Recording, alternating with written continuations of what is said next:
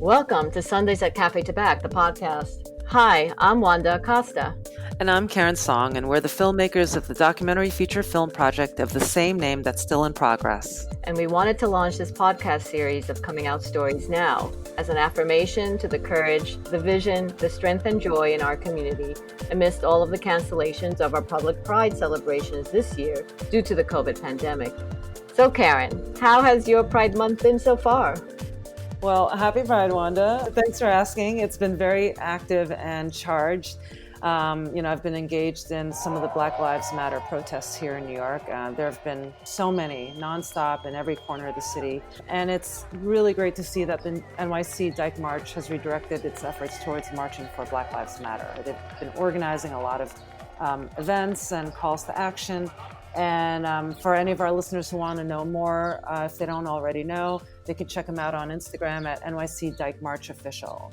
But also, I wanted to highlight a great article on NBCnews.com written by the amazing Kara Balanek, which you can find on our Facebook page as well. It's titled, "Who Needs a Parade? Protesting Police Brutality Truly Honors Pride." And I think it's very poignant and so relevant, as Pride has become this parade, a kind of corporate parade, in having lost its political roots and its roots of activism. As we know, police brutality is not a struggle that is unfamiliar in our LGBTQ history and is at the root of the Stonewall Riots, which gave birth to the modern gay liberation movement and Pride. But the struggle still continues, and we still need to fight for change. As mainly Black and brown members in our LGBTQ family still suffer at the hands of the police. I really can't think of a better and more true way of honoring Pride than protesting this police brutality and systemic oppression, because the fight is not over. And there's no gay liberation without liberation from racism. Absolutely. I couldn't agree with you more. I mean, the fight is definitely not over for so many of us. And it goes without saying that we stand with the Black Lives Matter movement. And we totally understand the power of protest, of activism as a political act of visibility, which is so fundamental to bringing about social change in the past, in the present, and in the future. Absolutely. And so for our second episode of our podcast, we wanted to feature someone who's been doing incredible work well before and through this particular moment that we're in. Literary rock star Jacqueline Woodson, who is a member of our Cafe Tabac community. She is a writer of books for children and young adults whose accolades are really way too many to name. Among the highest accolades, which include the National Book Award for her 2014 book, Brown Girl Dreaming. She was awarded National Ambassador for Young People's Literature for 2018 to 2019 by the Library of Congress, and the Hans Christian Andersen Medal this year. Her latest book, Red at the Bone, was released last year and was an instant New York Times bestseller and New York Times Notable Book of the Year, as well as Oprah's Best Books of 2019. That's amazing and so impressive. So happy to have her included in our episode. We wanted to have Jacqueline introduce this episode with us, but she's in the throes of this very important time in the Black Lives Matter movement. She proves time and time again that she is a voice, a visionary, and a champion for our humanity, creating pathways to critical social, political, and cultural change. She was really one of the most inspiring interviews that we had for our film, and this is just a snippet of that interview, where she talks about coming out to her super religious family. We hope you enjoy. Here's Jacqueline Woodson's coming out story. So I think the major impetus to be out was I didn't want to lie. I didn't want to make up boyfriends and stories and stuff like that.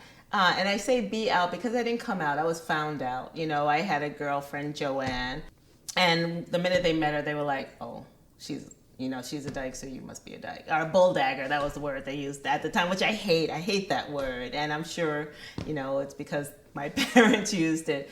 And I was raised by my mom and grandma. So 2 generations of women saying, "Oh, hell no."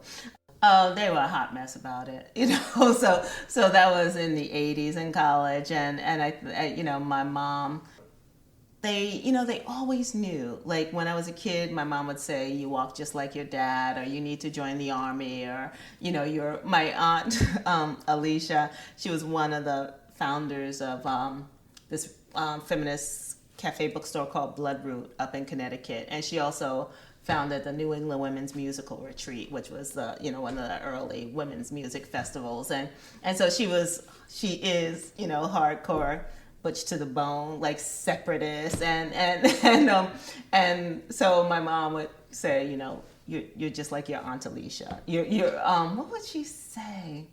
Funny, that I'm funny, like I'm not comedic, like you're a big dyke, like your Aunt Alicia, and but my Aunt Alicia was a separatist at the time, which I didn't understand, because I had so many guys in my life that I loved, and so I wasn't like her. So I was like, no, that's not who I am. And then this whole thing about searching, like trying to figure that out. And my grandmother was, they were devastated. They thought I was never going to get married.